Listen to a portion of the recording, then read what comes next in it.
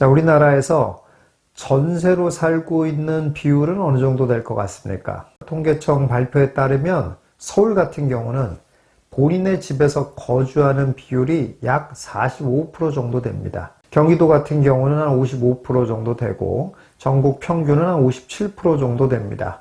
그러니까 한 반 정도는 다 본인의 집이 아닌 곳에서 거주하고 있는 이런 상황이다라는 겁니다. 전세로 사는 이유는 뭐죠? 이렇게 물어본다라고 하면 뭐 그걸 질문이라고 하냐 이렇게 생각할 거예요. 대부분은 돈이 없으니까 그런 거죠 라고 대답을 할 거예요. 그렇죠? 돈이 없으니까 당연히 전세로 사는 거지 라고 생각하는 이 당연한 생각 속에는 매우 중요한 내용이 숨겨져 있습니다. 그 내용은 뭐냐면 전세로 살아도 괜찮다라는 생각이 숨겨져 있는 거예요. 자, 그런데 정말 그렇게 아무런 문제도 없을까요? 예를 들어서 누가 술을 굉장히 좋아하는데 오늘은 돈이 없어요. 그러면 술은 먹고 싶은데 돈은 없으니까 그럼 오늘은 그냥 싸게 에탄올을 마시자. 이렇게 얘기하는 사람은 없어요. 아무리 돈이 없다라고 하더라도 왜 그런 짓은 안 해요? 위험하니까 안 합니다. 그러니까 돈이 없으니까 전세를 살지라고 얘기하는 이 배경에는, 이 안에는 어떤 의미를 내포하고 있냐면은 돈이 없어서 전세 사는 건 맞으나 또 전세 살아도 아무 문제도 없으니까 이라고 생각하는 마음이 숨겨져 있다 이런 얘기예요. 자, 그렇다면 진짜 전세로 살아도 아무 문제가 없을까요? 예, 사실 매우 큰 문제가 있습니다. 가장 큰 문제는 뭐냐면 전세가 매우 가파르게 오르고 있다는 겁니다. 이렇게 가파르게 오르고 있다는 것은 지금 이 순간만 많이 오른다는 뜻이 절대 아닙니다. 통계적으로 봤을 때, 오랜 세월을 놓고 봤을 때 계속 강력하게 올라오고 있었다라는 겁니다. 이게 도대체 어느 정도나 올라가냐면 부동산 사이트 지인의 자료에 따르면 2014년부터 지금까지 약 10년 정도의 자료죠. 면적도 좀 한정적으로 봐서 20평에서 30평 정도, 5구형에서 8사형 정도 되는 거죠. 이 정도 사이즈가 되는 아파트들의 평균적인 전세가 상승률 어느 정도쯤 올라왔을까라고 보자면 서울 같은 경우는 무려 84%나 올랐습니다. 근데 2014년부터 2024년까지 이 기간이 꽤 의미 있는 기간입니다. 왜냐하면 2012년, 13년, 14년 이럴 때는 계속 약세장이었을 때죠. 그런데 2015년부터 강세장으로 전환이 되기 시작했단 말이에요. 그래서 계속 강세장을 지내오다가 꼭지점을 찍고 하락을 했다가 다시 이제 약세장으로 진입해 있는 이런 상황이잖아요. 그러니까 그 기간이라는 것은 사실 부동산 사이클의 한 바퀴를 전부 다 의미하는 시간이라고 할 수도 있거든요. 이런 10년간의 기간을 놓고 봤을 때 84%나 상승했다라는 건 놀라운 겁니다. 기간을 조금 바꿔서 본다고 해도 거의 비슷한 정도의 수치가 나옵니다. 경기도 같은 경우는 62%, 인천 60%, 이 정도 상승을 했어요. 그렇다는 얘기는 결국 연간 6에서 8% 정도를 계속 상승해 왔다라는 얘기입니다. 분당 같은 데는 더더욱 놀랍습니다. 분당은 10년 동안 무려 100%, 2배나 상승을 했어요. 매년 10%씩 상승을 했다라는 얘기입니다. 자, 여러분, 이거를 한번 잘 생각해 보면 내가 전세를 산다고 했을 때 이제 전세는 보통 2년 계약을 하잖아요. 그럼 갱신권까지 있으면 4년은 내가 편안하게 있을 수 있지라고 생각하고 했다라고 쳐도 4년이 지난 다음에는 24% 또는 32% 정도쯤 올려줘야 된다 이런 얘기입니다. 이게 얼마나 대단한 상승입니까? 여러분, 여러분의 급여가 4년 만에 30%씩 상승을 하나요? 그렇지 않을걸요 아마? 그런데 설령 상승을 한다고 쳐도 주거 환경을 개선하는 정도쯤으로 되어진다라고만 해도 덜 억울할 텐데 그것도 아니고 지금의 주거 환경을 유지하는데 고스란히 쓰여진다라는 거예요. 이게 얼마나 무서운 일입니까? 그러면 만약에 내 급여나 수입이 20에서 30% 사이 정도로 늘어나지 않는다면 나의 미래는 나의 지금의 주거 환경보다 더 못한 곳으로 내려가야 된다는 걸 의미한다는 얘기예요.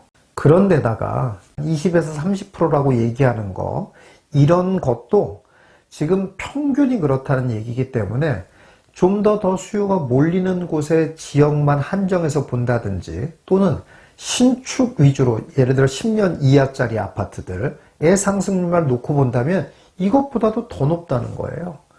그러면 과연 이걸 감당할 수 있는 정도냐는 거예요. 이게 별로 안 위험한 일이냐는 거예요. 불과 지금으로부터 1년 전에 역전세난이 한 번 있었어요. 그랬기 때문에 전세가가 빠질 수 있는 거 아닌가라는 생각을 할 수 있지만 전체적으로 놓고 한번 보자는 거예요. 전체적으로 놓고 보면 결국 상승률은 예외 없이 높게 나온다 이런 얘기예요. 두 번째 생각해 봐야 될 문제는 뭐냐면은 전세로 사는 게 매매보다 더 유리하다니까 이라고 생각하는 사람들입니다. 전세로 사는 것이 매매보다 더 유리할까요? 유리할 때가 있죠. 예. 그럼 어떤 때예요? 그럼 매가가 너무 많이 올랐을 때, 매가에 거품이 잔뜩 껴있을 때, 이런 때입니다. 자, 그런데 문제는 그런 때가 한 15년 정도 만에 한 2년 정도쯤 해당이 됩니다. 그 2년 정도를 제외한 나머지 기간에는 매매가 무조건 전세보다 유리합니다.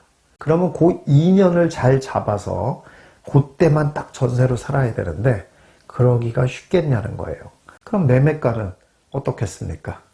아무리 못해도 전세보다 역전될 수는 없잖아요. 그렇게 본다고 하면 최소한 매매 가격은 결국 전세가의 평균만큼은 오른다고 봐야 된다는 얘기예요. 그런데 매매가는 또 어떻습니까? 레버리지라는 측면이 있잖아요. 이런 레버리지 측면을 감안하면 실제로 내 돈 대비해서 오를 수 있는 폭이라는 것은 두 자리 넘는 수치가 나오는 것이 쉬운 상황이다라는 얘기예요. 그럼에도 불구하고 전세가 매매보다 유리하다라고 생각할 수 있냐라는 거예요. 그래서 이런 위험을 피해야 된다는 얘기예요. 어떻게 피할 수 있어요? 아니, 난 돈이 없는데 어떻게 피하냐. 당연히 내가 살고 싶은 곳에 충분히 돈도 있어서 내 집에 살고 싶겠죠. 근데 그게 안 될 때는 어떻게 해야 된다는 얘기예요? 위험을 해지해야 되죠. 그러니까 그와 비슷한 정도의 지역에 뭔가를 사놓고 나는 전세를 살아야죠. 그래야 위험을 해지할 거 아닙니까? 쉽게 말해서 내가 거주하고 있는 곳에 전세 가격이 오르더라도 내가 소유하고 있는 곳에 오른 전세값으로 커버를 할 수 있다 이런 얘기입니다. 물론 커버가 다는 안 되겠죠. 그러나 내가 벌어서 다 커버하는 것과 이렇게 커버하는 것과 얼마나 큰 차이가 있겠습니까? 그러니까 반드시 이 위험을 해지해야 된다 이런 얘기입니다. 이러한 내용을 잘 이해하고 있으면 역도 성립이 가능합니다. 전세가 상승률이 그렇게 높지 않은 지역들이 있단 말이에요. 이런 지역에 살아도 되는 사람들 같은 경우는 굳이 매매를 하지 않고 전세로 사는 게 더 유리합니다. 이런 곳에 또 내가 사는 곳이니까 편하게 내 집 하나는 있어야 되겠지 라고 장만하는 것이 돈의 개념으로 놓고 보자면 결코 좋은 선택이 아니라는 거예요. 그래서 이런 곳에 있는 사람들이라면 오히려 전세를 살고 수요가 몰리고 전세가가 계속 가파르게 상승하는 지역의 것을 사두고 내가 사는 곳에 살면서 거주 비용을 아껴야죠. 이런 전략을 써야 된다 이런 얘기입니다. 그래서 이 대목에서 꼭 얘기하고 싶은 게 있는데 최악의 선택만큼 피하셔야 돼요. 최악의 선택은 이렇게 전세 가격이 가파르게 올라가는 지역에 풀베팅 전세를 하는 거예요. 이게 최악의 선택이에요. 이런 사람 없을 것 같죠? 상당히 많이 있습니다. 자녀를 내가 좋은 학군에 보내기 위해서 영끌을 해서 전세로 사는 거예요. 최악입니다. 여러분, 공부가 4년에 끝나지 않습니다. 갱신권이 있다라고 하더라도 아시다시피 주인이 들어온다고 그러면 나가야 되는 거고, 주인이 안 들어온다고 해도 선량하지 못한 주인을 만나면 어떻습니까? 내가 들어간다고 거짓말하고 내보내는 방법도 있잖아요. 제가 영끌해서 집 사면 안 된다 이런 얘기 많이 하지 않습니까? 절대 무리해서 집 사면 안 된다 이런 얘기를 하는데 사실은 무리해서 집 산다고 해도 잘못된 집을 사지만 않고 몇 년만 버틸 수만 있잖아요. 그러면 다 다 보상을 받습니다, 사실. 뭐 그런 게 지금 다 드러나지 않습니까?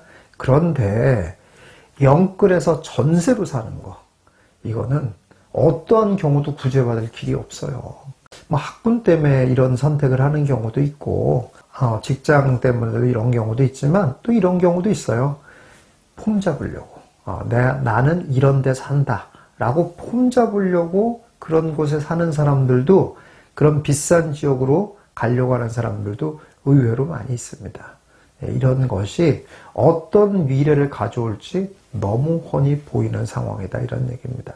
그리고 실제로 지금 이 시점에 봤을 때도 그러지 않습니까? 앞으로 향후 공급이 계속 없을 예정이기 때문에 전세가는 계속적인 강세를 보일 가능성이 높은 그런 상황입니다. 자, 그렇다면 여러분이 생각하는 것처럼 돈이 없으니까 그냥 전세로 살지 라고 편안하게 생각할 수 있는 정도의 일일 것인가, 다시 한번 생각해 보셔야 된다는 겁니다. 자, 그런가 하면 반대로 그렇지 않은 지역이다라고 한다면 내가 이런 지역에 살아도 된다는 것도 재테크 측면에선 매우 유리한 면일 수 있겠다라는 것을 알아서 그 유리한 면을 활용해 볼 필요가 있다라는 얘기입니다. 자, 이렇게 여러분들 본인의 처지에 맞게 위험과 유리한 점을 잘 파악하는 것이 매우 중요하다는 거고, 그런 게 파악이 됐으면 여러분 본인의 처지를 부정하려고 하지 마시고 빨리 받아들이고 여러분의 처지에 맞는 최선의 전략을 세우시는 여러분들 되시기 바라겠습니다.